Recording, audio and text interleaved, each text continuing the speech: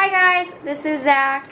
Hello. I figured I'd put him in the beginning of this video because a few videos back I showed my engagement ring. We got engaged day after Christmas, so I figured he should be in a video at some point. And this is also going to be the intro to this video. Alright, so we've done our announcement. He's going to go make nachos for us and I'm going to finish this video up. So long. Alright, bye. So for today's video, I'm gonna do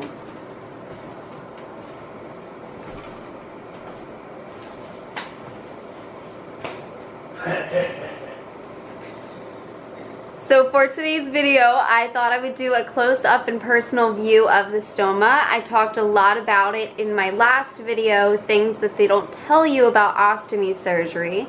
I just thought it would be interesting for people to see what it's really like and what it really looks like, the texture, all of that, the fact that it moves.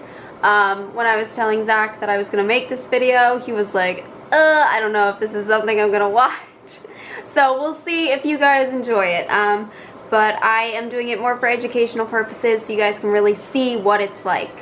So it's just going to be a shorter video showing you a clip of the stoma. I tried to get it moving as best as I could, the peristalsis I was talking about. I showed it from different angles. I showed it once the bag was on, and it's just super up close. It might come out kind of creepy. I don't know. You guys judge it for how you want to. And then I'll answer some questions I got on the last video in the end of this video. Alright, so enjoy. So here's my stoma. You can see it's not too active right now. It's moving just slightly. Actually, before I started filming, it was moving like all over the place. I thought, well, what a great time. And then it slowed down. So here's the side view. Some stomas are more flush with the skin, requiring different types of flanges, and then some are prolapsed. And it just depends on how the stoma heals with the skin. You can even see where the skin and the stoma meet. Sometimes you'll see the dissolving stitches. It's pretty cool. I remember looking at those and actually contacting my surgeon because I was concerned. But they kind of dissolve as the tissues heal together and the stoma will stay in place. You can see it moving ever so slightly. I was hoping it was going to be more active for the video, but it wasn't. And then here's a straight on view again. I'm just putting on my usual skin barrier.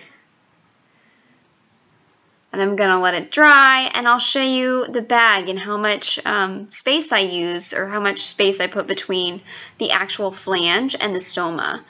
I try to make it the exact size. You don't want it too small to suffocate the stoma, but you don't want it too large that it makes it easy to leak. So see, I make it exactly the same size, and it works out great.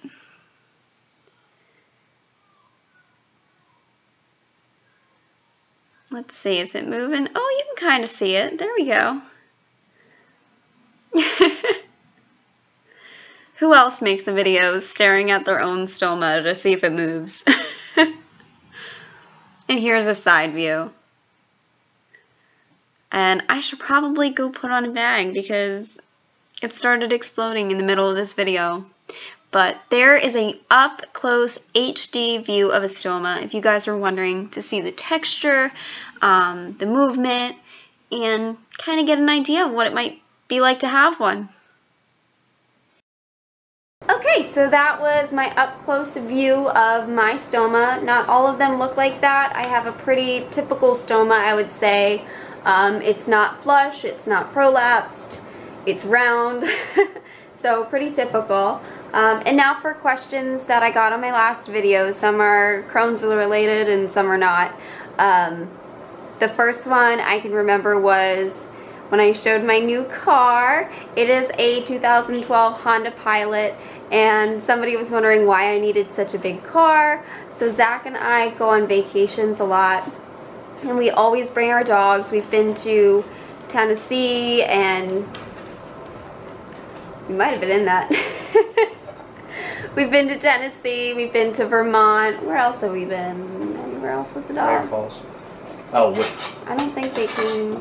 Well, even so, I drove the Beetle to Niagara Falls and that didn't work out. So I'm pretty sure that this car would last driving in snow better than that one did.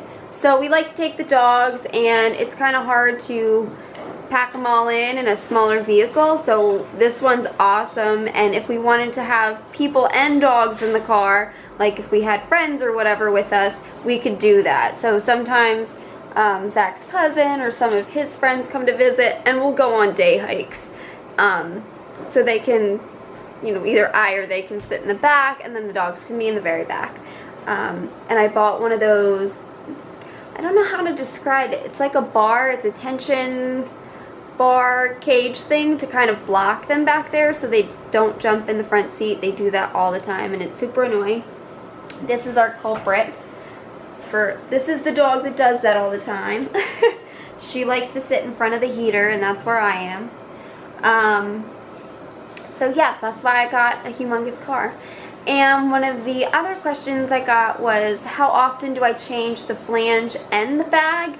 So I never really thought to explain that. I have the two-piece, obviously, you guys know. I change the flange itself probably every 3 or 4 days. The bag, though, it depends. If I'm at home, I can usually just empty out the bag. I use the non-drainable. If I'm not at home, though, I just take a new bag and put it on. So if I'm at work or whatever, I'll use however many times I have to empty the bag. So that might be, I don't know, two to 4 times, depending on the shift. But that's pretty much what I do. And the flanges come in a box of 5, and the bags come in a box of 60. You get a lot more bags when you do the non-drainable kind. The last question that I am remembering from memory here is, am I ever going to get reversed? And I've gotten that question I don't know how many times in all my videos. My plan is actually not to get reversed, at least not right now. I still have my colon, as many of you guys already know, and I have a stricture at the very end of my colon. And sorry, I thought Zach was coming in, it's just Nanners. But I have a stricture at the very end of my colon that they were not able to remove during surgery, or else I would have wound up with an ostomy anyway. You need it to function.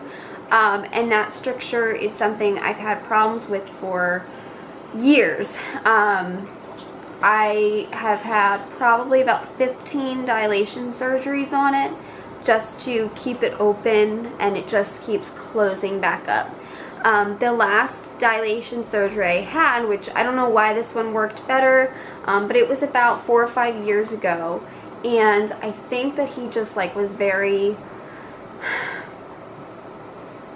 I don't know, persistent with it, and I think that it healed slightly more open, and it just kind of stuck where it is. It still has a lot of pain. I actually sometimes have blood from it, but nothing has changed with it. But anyway, I would never want to be connected and have to basically go to the bathroom the normal way with that stricture, because I remember how difficult it was. I would get so backed up, and I was so miserable. I couldn't eat. I was, obstructed. I would never want to go back to that, and I just know that if I got the reversal surgery, that's exactly what would happen. Even if I was trying to do, I don't know, hydrocortisone enemas and all this stuff, I think that it is so scarred at this point that it's not worth it for me to try. So my plan is not to get a reversal surgery. If anything, maybe get my colon removed, but I don't think it's come to that point. I don't want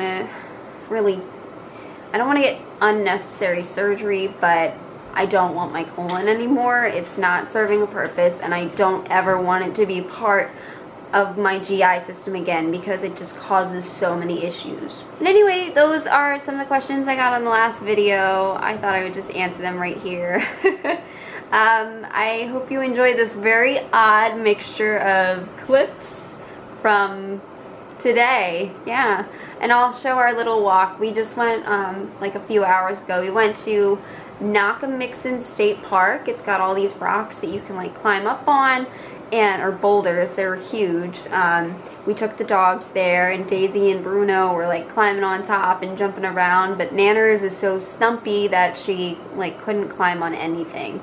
So she hung back with me because I can't climb on anything.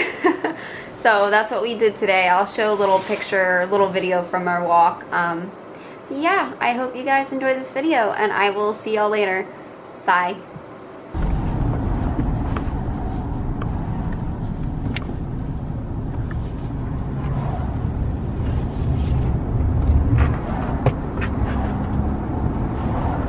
Oh, Nana. Now she's in the corner by herself again. She doesn't like her car rides. That is the narrowest right turn lane. Look at that. The Beetle could have fit there. Yes. Would you like to wave? Oh. Hello, y'all.